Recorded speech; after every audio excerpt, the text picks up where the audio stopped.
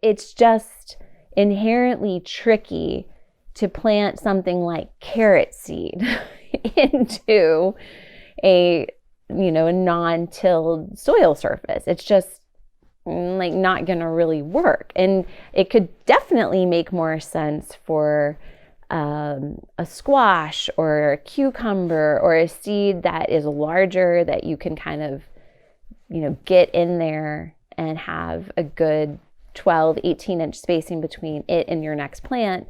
But if you're trying to do salad mix or baby arugula, like you just inherently need some fine soil to put your seeds in and get good germination.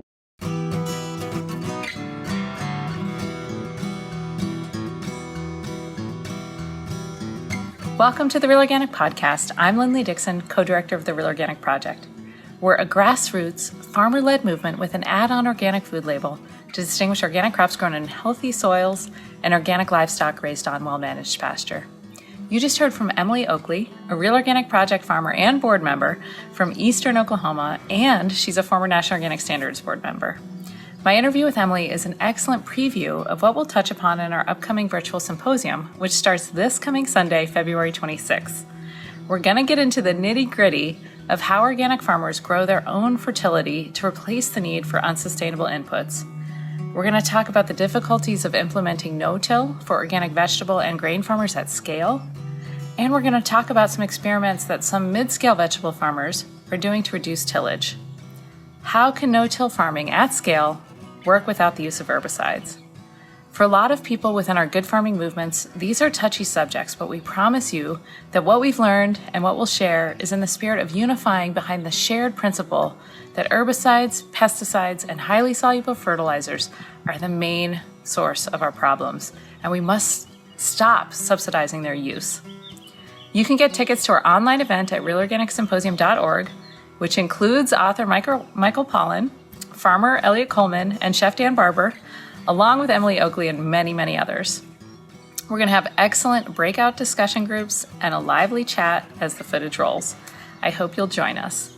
Now let's return to my conversation with vegetable farmer Emily Oakley.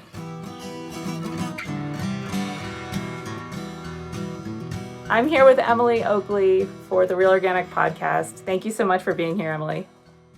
Thank you so much for having me, Linley. So a couple weeks ago, we had Mike on the Farmer to Farmer, and he described how you all are farming and how you're attempting to grow all your own fertility on the farm. And there were probably 75 farmers there, and that's a really big deal to get farmers to show up for any Zoom event. And we just got this Farmer to Farmer thing started. So farmers are really excited and interested in what you're doing.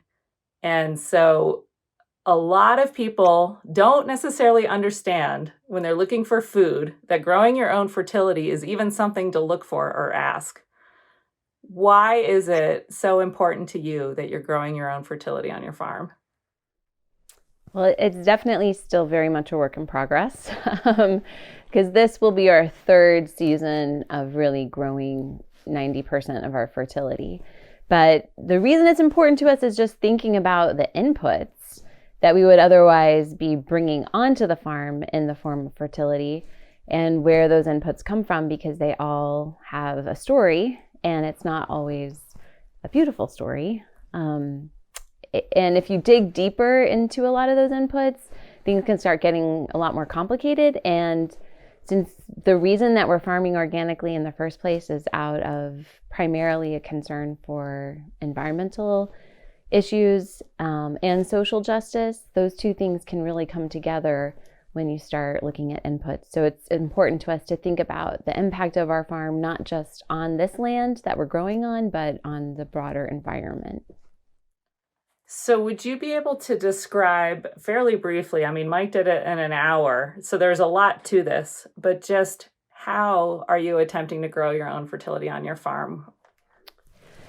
Yes. So I want to be super transparent that we did apply chicken manure for a number of years when we first bought our land. And we've applied lime to raise our naturally low pH. and some other micronutrients, just because we have not the kind of glacial amazing deposits of the Midwest, but just very old weathered soils that are not very naturally fertile. So we had a field that we were kind of turning from one use, actually previously blueberries, into crop production. And there was a weird transition time a couple of years ago when we were doing this, maybe 10-ish years ago at this point, when the field was coming out of a winter cover crop. It was too soon to plant a summer cover crop. So we were like, all right, we've got all these Austrian winter pea seeds. We're just going to go ahead and quickly throw these in. We know they're going to grow fast and it'll cover the soil. It won't be a ton of biomass, but it'll give us some fertility. And then it was a very lush cover crop. It was in there for like not more than 2 months. And we needed to do a soil test anyway on this field. So we did a soil test once we'd incorporated the pea cover crop. And we were like blown away by the results of the soil test in terms of the nitrogen there. So, I mean, we'd always known that cover crops were doing more than just, protecting the soil from wind erosion or water erosion and, providing organic matter as that cover crop breaks down, and knew it was providing nitrogen and of course, like bringing up nutrients deeper in the soil. But we had never really had evidence for how much nitrogen a cover crop could produce, especially obviously a leguminous cover crop, because it's fixing atmospheric nitrogen for free into the soil. And that really got us thinking, because we'd long since wanted to move away from using chicken manure, just because we felt like we were kind of turning our fields into a dumping ground for this waste product for industrial chicken processing or growing facilities. And even though we've had the manure tested and had our fields tested and, there's not arsenic in it or other things that we were able to test for, it still just felt philosophically incompatible with why we were farming and how we were farming. And we wanted to get away from that like manure dependent treadmill or outside input dependent treadmill. And so that experience with the pea cover crop got us really seriously thinking that it would be possible to try to grow a large percentage of our fertility with the cover crops. And I mean, we did build up our soil with using chicken manure. Like I'm not gonna lie, like there's potassium and phosphorus in there. And, when we've had boron deficiencies, we've applied a little bit of boron and, other micronutrients as needed. But we didn't want to just take our soil test results and try to bring in all these external inputs, even though they might be organic, like, blood meal, bone meal, etc., or mined minerals, and try to, get our soil nutrients levels up to this so-called desired level based on the soil test results and the crops that we're growing. So we just decided to take this leap of faith to see how it would work out with our yields and the health of our crops to move away, first from manure, which was a while ago, then from, other sort of NPK and micronutrient fertility sources, knowing though, of course, we would apply something if we, had a deficiency that was, going to compromise the quality of our crops. And then move to, all right, so we've got this sort of stable level of nutrients at this point, and nitrogen is the one that is really the most difficult to source, and also the ones that the plants the nutrients that the plants are most likely to be absorbing in large quantities season by season. So we started kind of experimenting with different fields, and as we got more confident that we didn't need to side dress the whole field or apply on the whole field pelleted soybean meal, which was kind of like our first main pacifier / sort of helping tool that we used when we stopped applying any kind of additional outside inputs. And we'd already stopped applying the manure. And once we kind of saw that, all right, well, we're applying this pelleted soybean meal to the entire field, but really like not in large quantities, like how effective is this really in terms of delivering nitrogen to the plants? And we're applying it to the entire field. We're not just like side dressing right at the plant roots or at the base of the plants. Let's go ahead and just see what it's going to do if we don't apply anything. So we did. We had like a perfectly fine, successful year. We did notice that applying like a small amount of side dressed pelleted soybean meal to our long-term crops, which are really just some tomatoes, peppers, and eggplant, seemed to help kind of give them a boost, especially if we have like a cold period during the spring, or if flea beetles are attacking the eggplant, something that kind of helps give those crops a little bit of just energy reserves and nutrient reserves. So we have noticed that tends to be pretty helpful, but we're starting our third season with just going on the cover crops. And it is obviously like third season is a small number.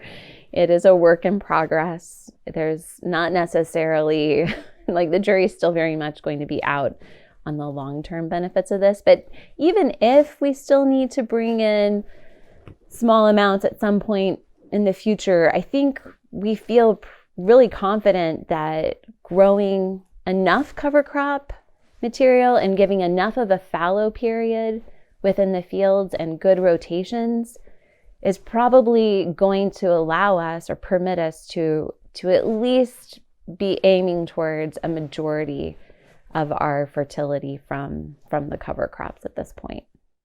Yeah, it's pretty exciting, actually. I mean, and I know that farmers think about these things in such a different way than eaters tend to, because the fact that even that's so important to us, this growing our own fertility and no inputs as a form of sustainability. I don't even think eaters even begin to know to ask that kind of question. and growers see this as the gold standard. So that's why so many people showed up to that talk. And we're going to point everybody to that talk because Mike did an amazing job at describing your system. Could you briefly describe how it works? Many people are seeing tillage, like no-till, as the gold standard right now. And what we're saying is that no, actually growing your own fertility is what we should be striving towards, whether it's a perennial system that doesn't require tillage or, a vegetable system that has so far needed tillage in order to grow your own fertility. So briefly describe that system, how it works. How are you doing this?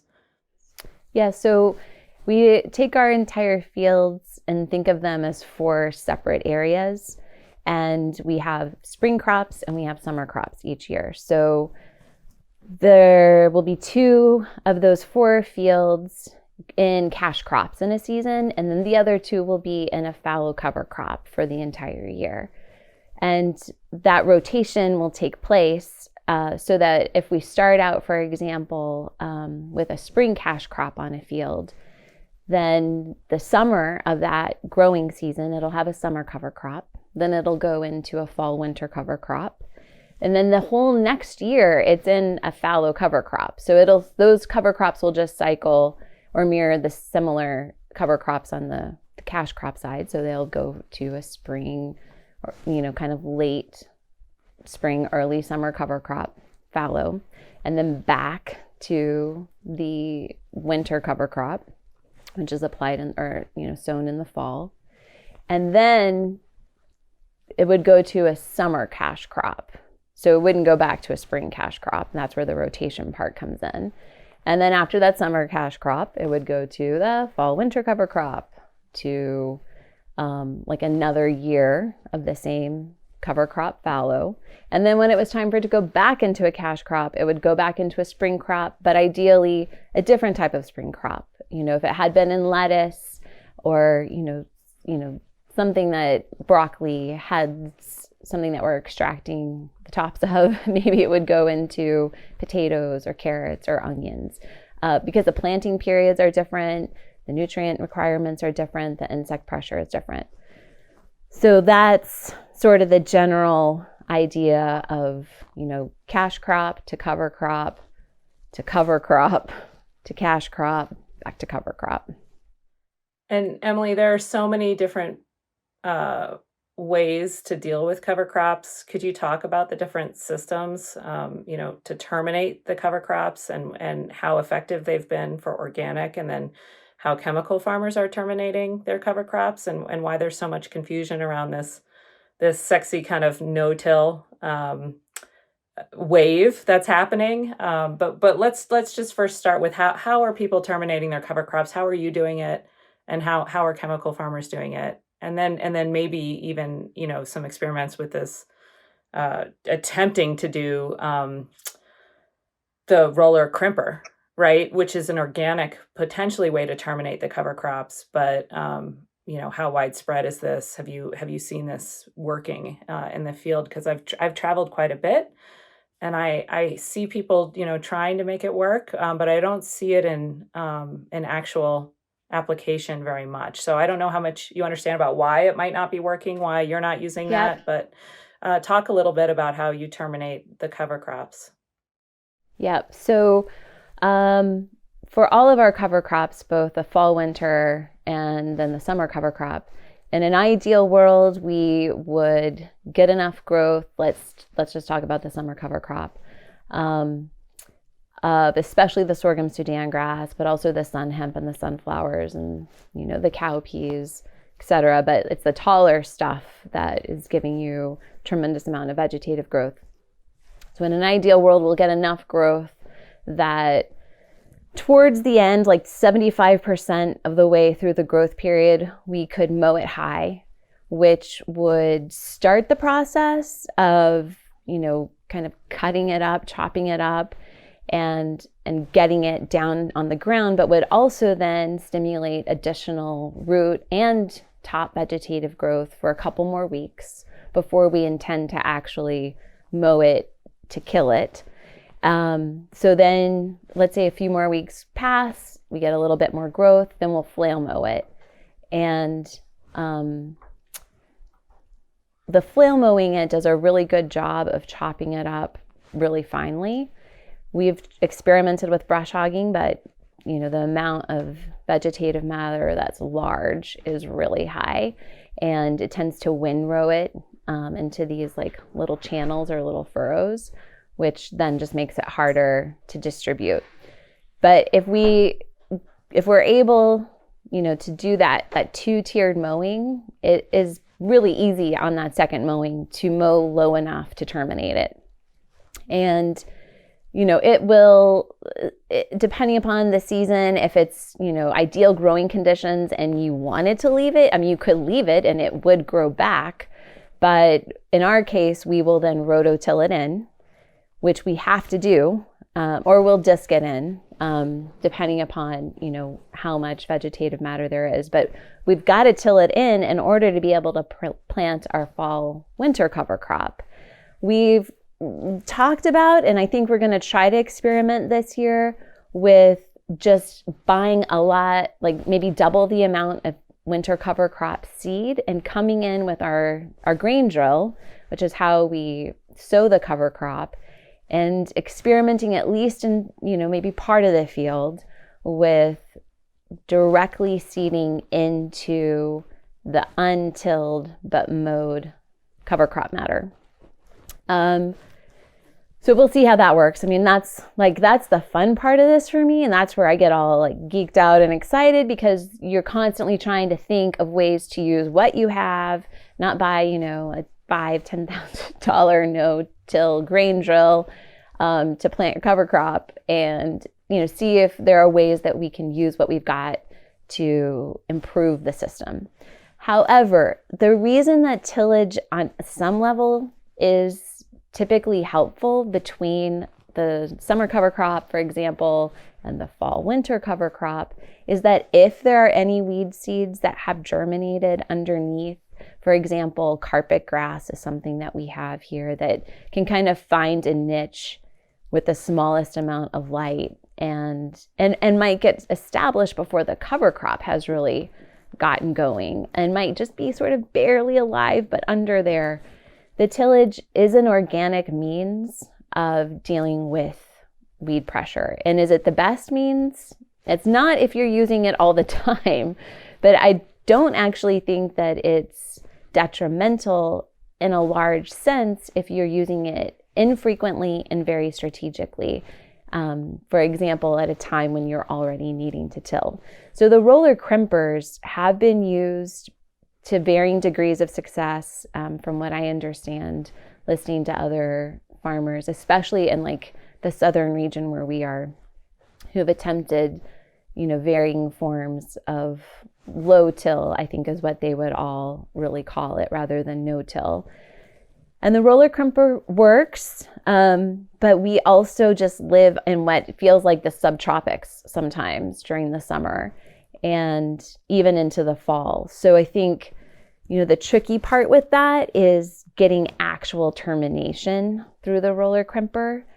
And, folks on larger farms have been doing all kinds of amazing experiments with, no-till grain drills and organic systems. And I think, it's just inherently tricky to plant something like carrot seed into a non-tilled soil surface. It's just like not going to really work. And it could definitely make more sense for a squash or a cucumber or a seed that is larger, that you can kind of get in there and have a good 12, 18-inch spacing between it and your next plant. But if you're trying to do salad mix or baby arugula, like you just inherently need some fine soil to put your seeds in and get good germination. And I think another tricky part for the no-till, especially for vegetable growers, is the spring soil temperature. So what farmers that we've spoken with have noticed is that if you've got a lot of cover from a no-till cover crop in the spring, it's beautiful and it's wonderful and it's a mulch, and it is preventing sunlight from warming up your soil temperatures. And those spring weeks are really, really critical, and they make a huge difference in terms of when you get your crop in the ground and when you start to harvest and the volume that you'll eventually harvest. So, there is another reason, especially on the vegetable farmer side, for frankly, beds, just tilled beds that you need to farm into. So when consumers hear about no-till, especially when it's not in an organic context, they often don't realize that the way that those farmers are getting around the fact that the cover crop still wants to keep growing, and weeds still do find their way in because they live in the soil for a long time, those weed seeds, and they blow in from the perimeter. Sometimes they come in with your seed. It just depends on the situation.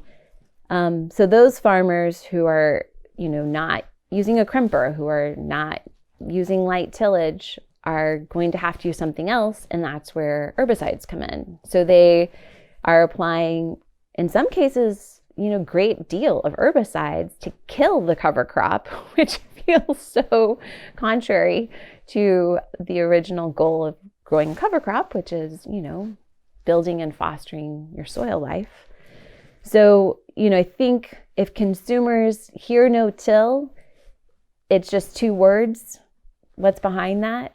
And that's where, the job of farmers is to try to communicate, especially those of us that have a relationship with our customers, to kind of communicate, well, what does that mean?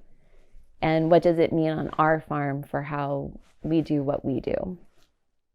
Emily, so much there. I was so excited because I had never heard of the idea of, between the summer and the winter cover crop, the idea of being able to drill in the cover crop, because you're right, you're not seeding carrots or lettuce, like you said. That might be an area to be able to skip a tillage pass.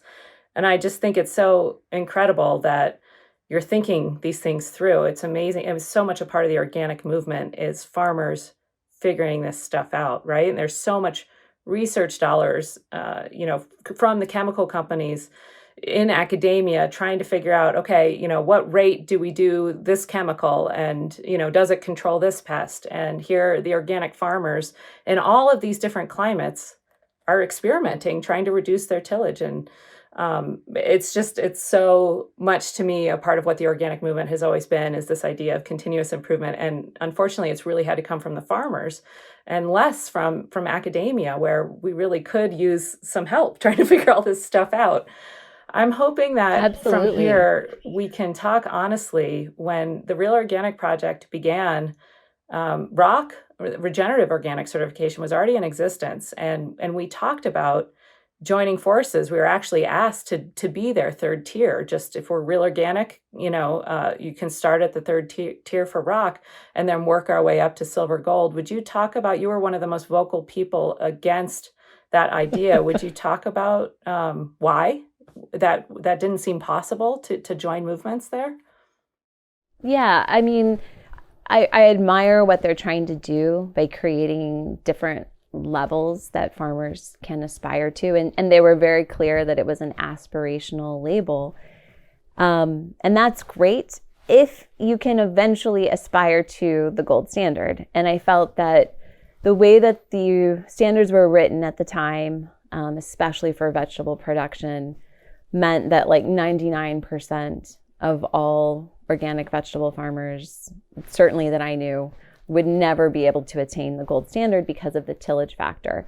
And so they were just placing such a heavy emphasis on the negativity of tillage. And it felt like a kind of punitive punishment for the vegetable farmers that use it. For example, if you're growing orchard crops, it's pretty obvious that you're not going to be using a lot of tillage, and you can make it to the gold standard pretty quickly.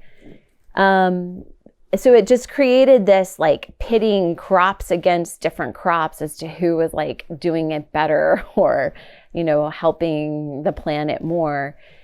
And at the time I sent various different comments, but suggested that, it could still be aspirational, but instead of fixating so strongly on tillage, maybe there could be a host of goals, let's say like 5 to 7 goals that the farmer wanted to achieve. And maybe they wanted them to achieve, 5 out of 7 to reach the gold standard, but include in there things like energy sourcing or the amount of land that the grower is adding to biodiversity habitat, the land not tilled that the farmer owns and manages for wildlife, water consumption, all these other areas that are extremely important in the broader context of our environmental footprint, but give us a little more flexibility for the fact that vegetable production is very different. It felt like those standards had been written by someone who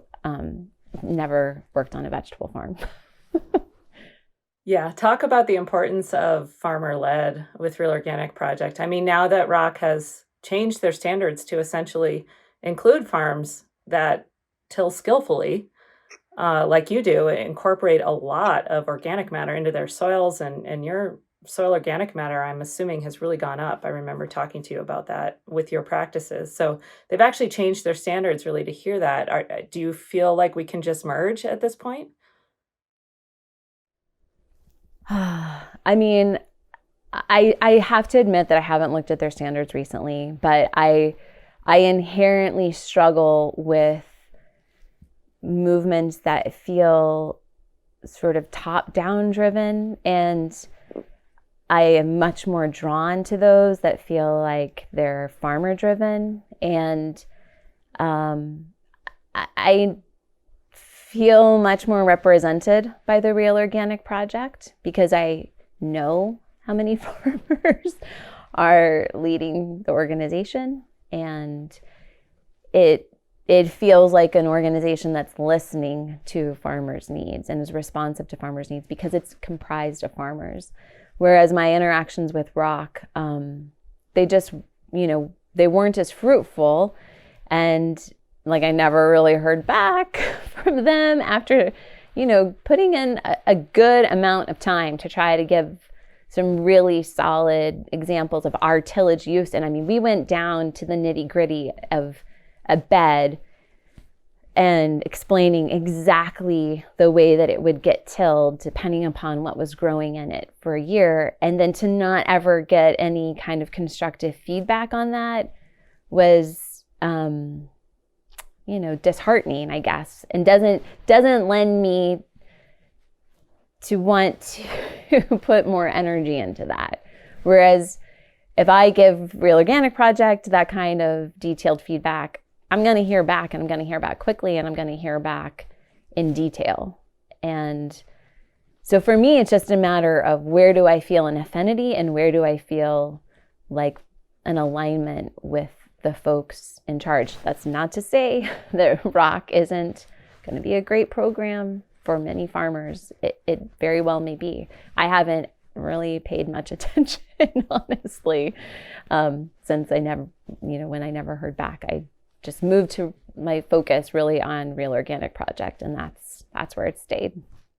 You were also really vocal about the idea that this should be a whole farm standard, that we shouldn't certify just a portion of what the farm was doing and then leave, the rest of the farm kind of, is it real organic or not? Would you talk a little bit about what you had seen that, maybe ways that people were taking advantage of even their organic label in that way, where some of their crops weren't, I think it was corn, maybe. So what are some of the examples as to why the whole farm standard is so important to you? When we sold at the farmer's market, which we don't do now because of COVID and just have a CSA, but, there were examples of a farm, for one example in particular, that was certified organic and grew mixed veggies, but had non-organic asparagus and then had non-organic corn. And not only was the corn not organic, it was also GMO. And, I think that changed quickly. I don't think the farm continued to grow GMO corn, but just having a small little sign next to the corn that says not organic, when customers have been familiar with that farm as an organic farm, and the primary banner behind the farm, is one that indicates that they're an organic farm, consumers aren't expecting there to be exceptions or, okay, we're organic except for this. And hey, read between the lines or read the small print to figure out what's not organic. Feels disingenuous to the folks buying the food, and also feels like an unfair situation for the other farmers because, we're all part of a broader farming community, and consumers' trust is like the most important thing that we have. And when we do anything that could compromise that or undermine it, it doesn't just hurt that farm, it has impacts on every other farm. So for me, it's important, if you're growing all the other crops organically, why not grow the asparagus and the corn organically? Because aren't we doing this out of a value system, frankly, which, I know is like a taboo phrase to even use, but isn't that a big part of why we do what we do? It's not just to get a higher price. It's, not just to satisfy the consumer. It's also because this is the way we want to farm. So if we want to farm that way for all these other crops, surely we want to farm that way for every crop. Yeah, it kind of relates to the whole even split labels in the grocery store. It's really confusing when we start looking at certifying anything that's processed because, Yes. Even take Campbell's right now has an awesome line that comes from Scott Park of tomatoes, right? And that's ROC certified. And it's a wonderful opportunity for him to get to showcase what he does, get his stuff on the shelves because he's a wholesaler. And then at the same time, we don't have an all organic brand. So there's some greenwashing there from Campbell's. So do you have any thoughts about how we grow as a movement and juggle creating opportunities for farms to get involved in some of these add-on labels, for brands to get involved in these add-on labels, but not allowing there to be greenwashing. I know there's no right or wrong here. Yeah, I mean, this is just my tiny 2 cents view on it. But, once processed foods get into the mix, I think it's almost more important at that point it's every bit as important as it is with a raw product, that there not be, in essence, like cross-contamination of the label, because it's confusing to the consumer, and it is a form of greenwashing, whether it's intentional or not. If you have, 50% of your products that are organic and 50% that aren't, like, how many consumers think they walk into Whole Foods and get all organic food? That number is still extremely high. Like, it still blows my mind how many people can just look at a package and buy the coloring or the design or the words involved, make assumptions about how those ingredients are grown. And certainly when it is in a certain store that they associate with organic, products or even values. So I think it's super, super important that we not, create a space for that kind of confusion. And what we do create then with those prepared and processed products is an incentive for folks to grow only organically and to process food that is, organic in its ingredient list. Because, the market's already out there for people to have processed foods that don't meet that standard. But the Real Organic Project is an opportunity to provide a higher standard and encourage that growth in the marketplace towards the growing practices and values that I think, most of us value and that bring us into this movement in the first place. Emily, a really funny thing came up with Naturland, which was this concept of dyeing in beauty, which is where we could have a standard that's so strict that essentially we are meaningless, that we can't create change because enough people don't come with us. Do you feel like that's a problem that we can encounter? Or do you feel like, you said we can just, if we, we won't necessarily dye in beauty because we can create marketing opportunities that, there's opportunity there to really distinguish as the gold standard. What are your thoughts on dyeing in beauty? Because it's a very real thing. I know that food, what was it called? The Agricultural Justice Project, AJP. Yep. That they may have had, that happen, that they really had strict standards, and it became so difficult to even meet them. So I know that it can be a real concern. What are your thoughts on dyeing in beauty? I mean, I think it's a legitimate thing to think about, absolutely. But I also think, it kind of depends on the number and that you're going for. Are we going for 100% of certified organic operations? I don't think so. Because not 100% of organic operations, USDA certified organic operations, will meet these standards or want to.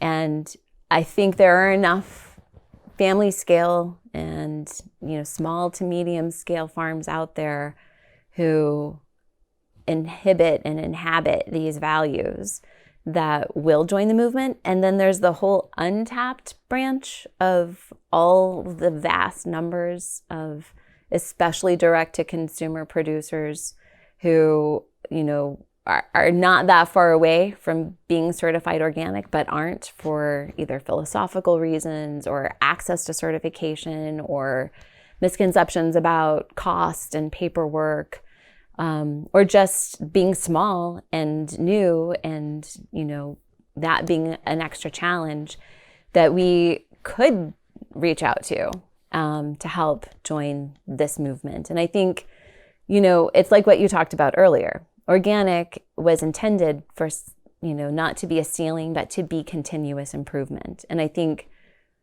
the Real Organic Project is in many ways like the branch where we are trying to seek continuous improvement. If we can't get it through the USDA level, on the level that we want or to the extent that we want, then we've got to go off on our own and create something that means more.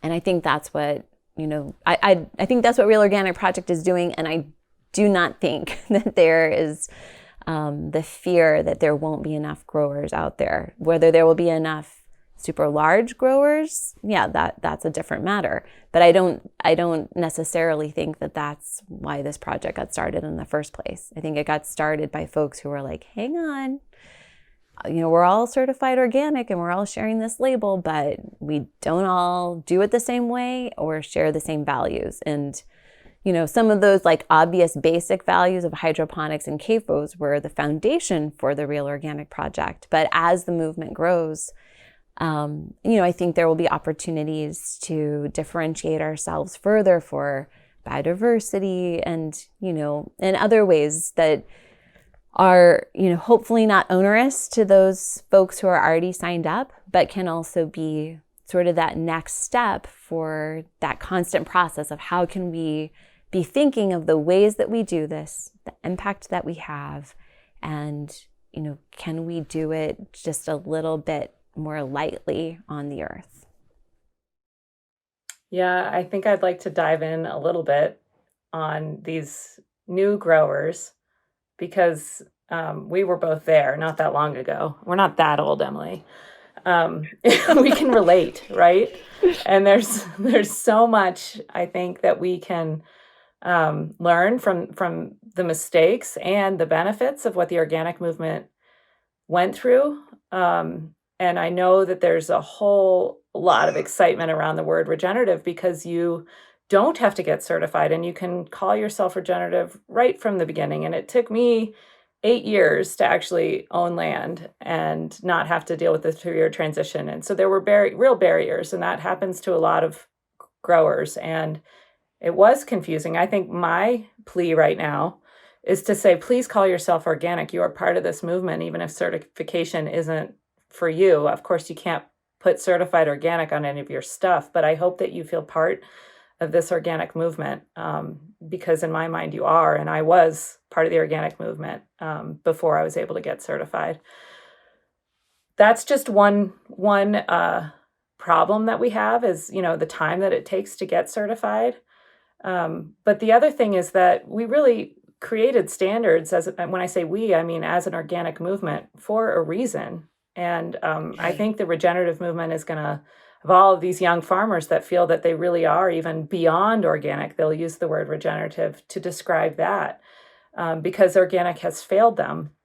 And so I guess I feel so that's another issue is that, if you're beyond organic and you're calling yourself regenerative and then there's no legal definition, how are we going to maintain meaning in that word, which is something that organic has experienced anyway on a lesser extent, because there is at least like you said, there's a floor for what organic means.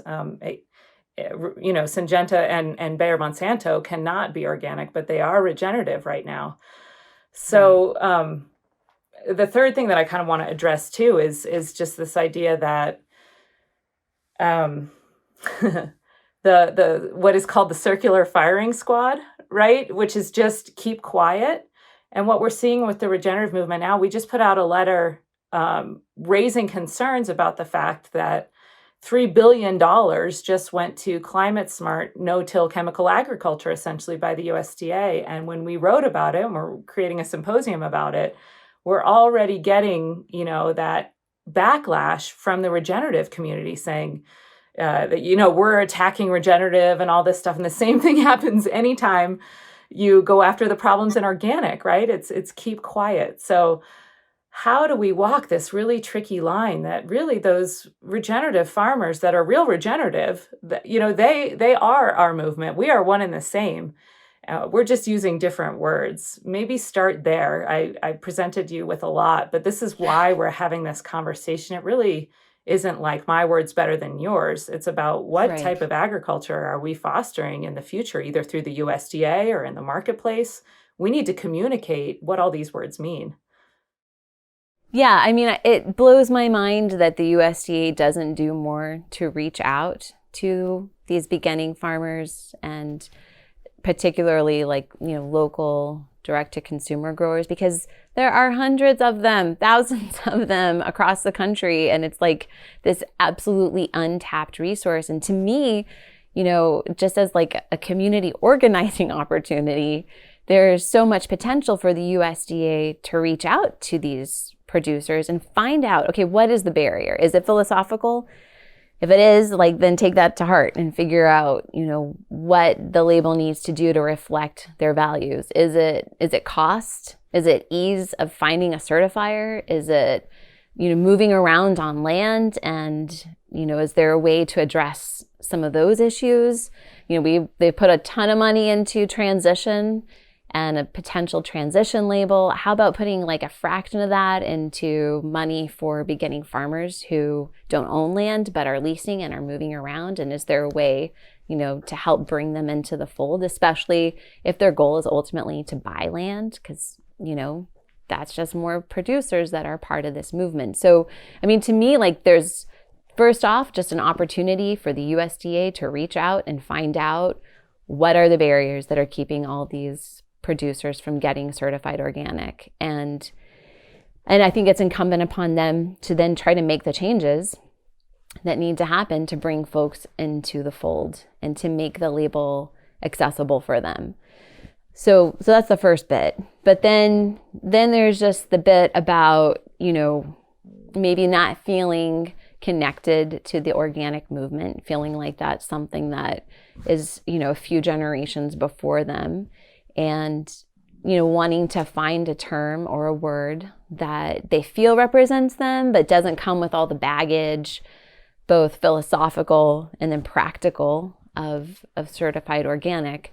And I just had a call 2 days ago with a student who's a student of organic farming who needed to interview a farmer and wanted to ask me about the word regenerative. So, I mean, when a student in southeastern Oklahoma is delving deep into the word regenerative and what does it mean, and why aren't farmers getting certified organic, that regenerative has come full circle. It is here, it is part of the conversation. And I gave the student examples of despite its problems, why certified organic is still meaningful. And that is, if again I'm at the farmers market where I'm in some sort of selling opportunity and a customer asks a vendor, are you organic? Are you certified? Or are you organic? And they say, yeah, I am. And that's it. And they don't describe their practices and they don't kind of back up what it is that they do that is organic. Meanwhile, I've been to their farm a few weeks before and, they were spraying Roundup at that time.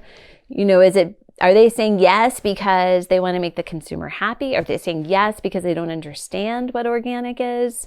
But ultimately, it's a protection for me, because why would I bother to go through all of, the efforts and regulations to be certified organic if the word can just be anything to anybody, which is what we have with regenerative. So regenerative can mean whatever you want it to mean. Whereas, we can debate the problems within organic, but there is at least still a federally regulated term about what that means. And it's a protection, not just for consumers, but I see it as much as a protection for farmers. So, I've been to my local farmers market and seen, both the beyond organic terms used and the regenerative terms used. And, part of me wants to go up to these beginning farmers who've got these words regenerative and ask them are you okay? The way that you're using this word with big chemical agriculture that's spraying Roundup? Does that sit well with you to know that they think they're regenerative and you think you're regenerative? Isn't there a way that we could bring those folks into the real organic fold? And they're saying that they're regenerative back. This is coming full circle because they are no-till, right? And so that's what it means to them. No, they're not saying it because they're no-till. No, they're just... I mean the chemical, the chemical gotcha. agas, right? Yeah. Well, they're saying I think they're using the word regenerative because, they knew they weren't going to be able to get organic. Like they weren't going to convert all of their agricultural production to organic. I don't know why not, but because they could. But since they're not going to make that choice, then they've got to find some way to make what they do sexy and feel like it's somehow part of the movement, even if it isn't. So they use the word regenerative. And it's like the word sustainable. There are so many words that just become these, catchphrases, and they have their time and they live for however many years, 5, 10, 20, however long. And then they start to become meaningless because they have no, regulated definition of what they are, and anybody uses it. And so then a new word comes up. And so right now it's regenerative. Like this is the fad word of this period. And I'll bet you $1 million if we talk in 10 years, it's going to be a different word. It's going to be a different story. But the meaning, the intent is the same. And that is to try to sell a story of, good practices or environmental practices without having to actually explain what that is, without having to actually justify, why we do what we do, and to bring the consumer along in a one quick, easy word that makes them feel good about buying that product. I was talking with someone who I thought would be really informed on this issue. She gives out grants for good agriculture, for climate reasons, private grants. And she said, the thing that we're really excited about is that regenerative is outcome-based. It's not systems-based. Organic is systems-based. And I got really nervous because I understand, as well as all the other organic farmers tend to understand, how complicated the world is. And it's really difficult to take measurements that are meaningful and real and include the whole picture. So I'm wondering if you can maybe give a defense of why systems-based for organic is such a better way of writing a standard, as opposed to like, boy, your soil organic matter just went up this year. First of all, what plot did it come from on this confusing, biodiverse, ecologically amazing farm, right? You're going to have 1 million different measurements. How deep did the soil go? And then, all the things that you talked about with the carbon footprint of the inputs. I don't think that's included in soil organic matter if that's what you're going to base every decision on. I feel like we need a defense for systems-based regulation right now. Yeah, I think my first question, though, is how is it outcome-based? Like, is that... Usually it's soil organic matter. It's like, if your soil organic matter is going up, great. But is that one metric really telling you very much at all? And I can tell you from my own experience taking soil tests, like it depends on which month you take it. It depends on the time of year. It depends on the climate outside. Like you can get vastly different results in the same field if you take it in the hottest, driest time of the year versus, the spring when things are starting to wake up. So, and that's just that one simple metric. But if we reduce everything down to one little teeny tiny piece of the puzzle of soil organic matter, imagine how many words they'd need if they took all of those pieces that are within the organic movement and within organic agriculture and used every single one of those as an outcome-based metric. What if we started talking about biodiversity as a metric? What if we started talking about crop rotation as a metric? There are just so many different ways that we could, I don't want to sound mean, but dumb it down to one outcome. And really, though, that's what it is. It's simplifying it to this almost meaningless point because, the farm system is so much more complicated than that. It kind of smacks a little bit of just the whole hydroponic conversation. Like, oh, we can just, stick them in water and put in some inputs and replace what they would get from the soil in a, water bath system. And there we go. We're growing food. So, yeah, I guess, when organic farmers start talking about the complexity of our systems, that's when other people start shutting their eyes or rolling their eyes, and stop listening. And they think that that's where we're getting all magical and, woo woo and whatever. But, ecology, like the field of ecology, it is extremely complicated. Nobody is trying to take an ecosystem and break it down into one metric, one outcome. And that's what the farm is. It's an ecosystem. And if you try to break it down into one thing, all you get is one thing, but you don't get the whole ecosystem. And the bottom line is organic farmers see their farms as an ecosystem. They don't see it as a couple of ingredients. I asked you about the code of silence in the last question, and I asked you probably 10 questions in the last question. So let's go back to that one. Now that it seems to be clear that the regenerative word is being affiliated with no-till chemical agriculture, and the USDA is giving climate smart money to that, are there any lessons to be learned from the organic movement about what to do about it? Do we talk about this, or do we keep quiet so that regenerative can still have meaning to those folks that, feel that it's beyond organic? Oh, well, I mean, what we say has ultimately no bearing on that. Folks who want to use the word regenerative instead of organic, but who, for all intents and purposes, are growing organically, they've made that decision to share that word with big no-till chemical agriculture. So that has nothing to do with what the Real Organic Project does or doesn't do. That cat's out of the bag. Horse is out of the barn, whatever you want to use. But calling out this greenwashing of the word regenerative for herbicide farming is absolutely necessary, because otherwise, in some respects, those small scale farmers who are using the word regenerative at their farmers markets then are like this face for what regenerative might mean to some consumers. And it's the big chemical ag who are benefiting off of their work.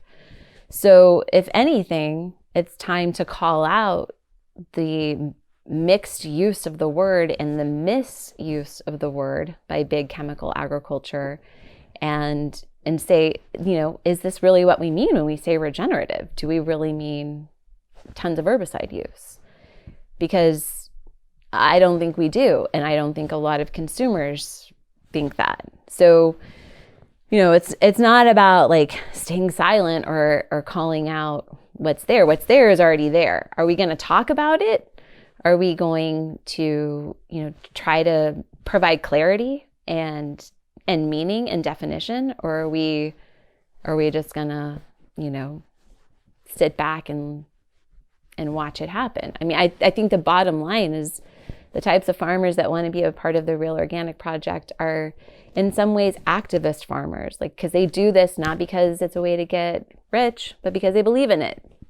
And if you believe in it, and that's a big part of what gets you out in the field every day, then you're going to want to stand behind things that are questionable, or fight those things that are questionable and stand behind your values. You're not going to want to just remain silent, because otherwise, it doesn't feel as valuable when you do go out in the field and you start to feel like this weird confusion of what movement you're a part of. So I think the Real Organic farmers that want to call this out are doing that partly because, that's what got them into farming in the first place and keeps them farming, because we do this because we believe in it, and we know our consumers believe in it too. And we want to be sure that there's clarity and there isn't greenwashing and there isn't confusion, and people can make their choices not based on a nebulous word, but based on real practices and real relationships.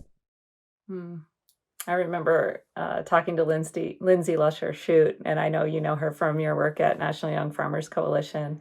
And I said, well, we do get some young farmers that say, well, I just want to farm, I don't want to be political. And her response was, well, you don't farm in a vacuum, What thoughts do you have for farmers that really just feel like all they want to do is farm and not really get too involved in these issues? Do you have thoughts for them? Yeah, I mean, one, I respect and understand that. And I don't think there are varying degrees of getting involved. But if you're doing this, why are you doing it? And if there are some values behind it, then if you're not working to uphold those values, you're kind of banking on somebody else working to uphold those values. So, maybe you don't have a lot of time, or maybe you don't have a lot of interest in that at the time, like for the moment, great. But like, support those who are helping to create a marketplace and a consumer landscape that makes it possible for them to do what they do. And maybe at some point in their careers, they'll have more time and they'll feel more of a draw, and it will speak to them more. And in the meantime, support the folks that are out there trying to make sure that this is a fair marketplace and a fair movement for those of us who are trying to keep meaning to the standards and trying to uphold them and make them as strong as they can be, rather than, whatever anybody wants them to be. Yeah, I do have so much empathy for those early years. It was such a struggle. And, often we have little kids at the same time, when you're trying to create a career and build a business and build a family. And, if you're a first generation farmer, it's a lot. And so I guess I would just say, listen to the podcast and become as informed as you can on these issues, because you're out in the field and you've got some time while you're weeding, and you can keep your mind busy.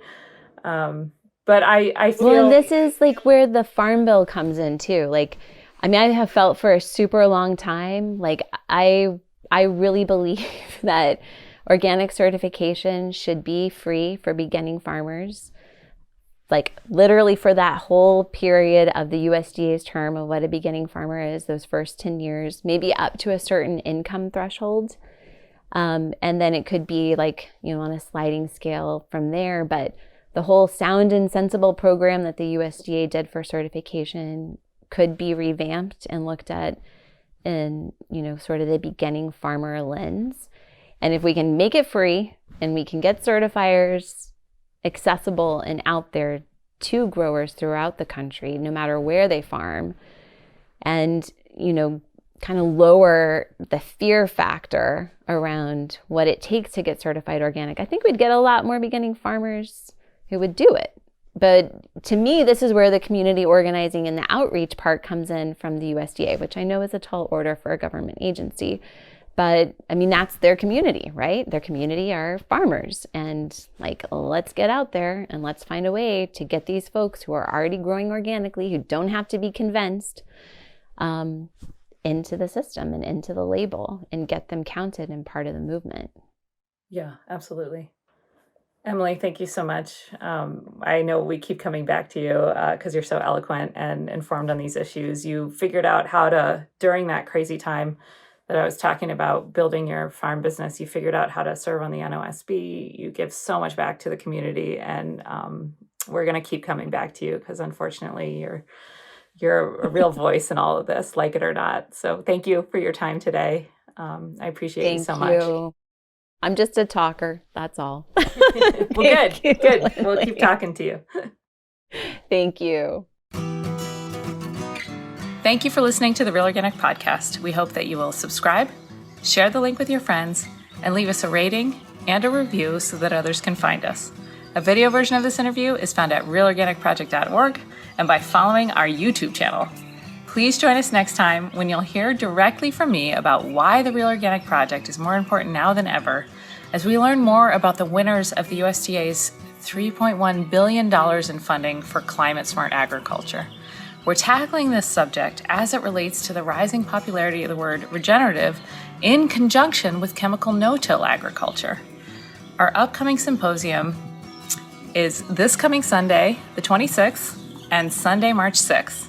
All ticket holders will also get recordings of the event, so please join us. You can learn more at realorganicsymposium.org, and we'll see you there.